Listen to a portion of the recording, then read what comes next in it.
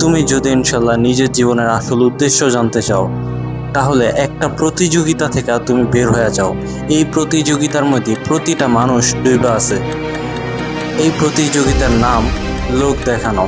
তুমি একটু দেখো, তোমার আশেপাশে যত মানুষ আছে প্রতিটা মানুষ লোক দেখানোর ইবাদতে বা লোক দেখানোর প্রতিযোগিতার মধ্যে ডুবে আছে। তোমার বাপ, ভাই, বোন, বন্ধু বান্ধব, প্রতিটা মানুষ। আর তারাও চায় যাতে তুমিও এই লোক দেখানো প্রতিযোগিতার মধ্যে ডুবে যাও। একটু দেখো প্রতিটা মানুষ কি করতেছে। তারা তাদের দুঃখ, কষ্ট, ভালো লাগা বা যেই ঘটনাই হোক সবকিছু ফেসবুকে স্টোরি দিতেছে বা পোস্ট করতেছে। এগুলো কেন করতেছে? লোক দেখানোর জন্য।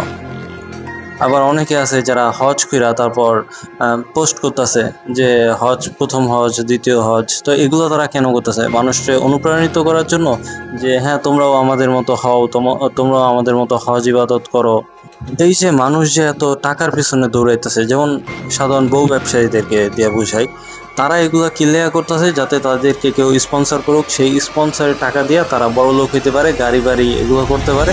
আর মানুষকে যাতে দেখাইতে পারে যে হ্যাঁ দেখ আমার যোগ্যতা আছে, বা যেমনিই হোক আমি এত বড় বাড়ি করছি, গাড়ি করছি। আর মানুষও যাতে তারে নিয়ে আলোচনা করতে পারে, আরে দেখছো ওই কিরকম আছিল, কোনো না কোনোভাবে কত বড় লোক হয়ে গেছে, হ্যাঁ আমারও কি করলাম আমরা জীবনে, এরকমটা মানুষ চিন্তা ভাবনা করে, এরকমটা আলোচনা করে।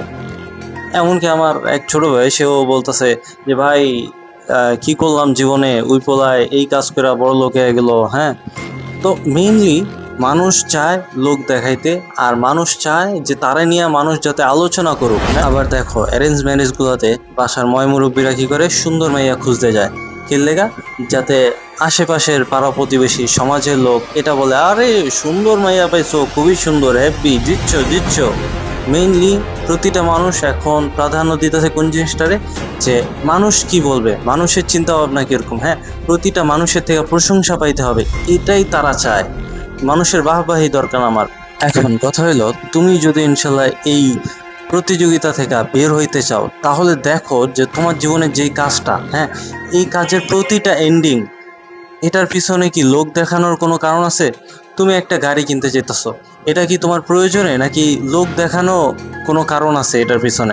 নিজের জীবনের প্রতিটা কাজরে তুমি প্রশ্ন করো যে আমার এই কাজটা কি লোক দেখানোর জন্য, নাকি আসলেই আমার এই কাজটা কোনো প্রয়োজনে আমার।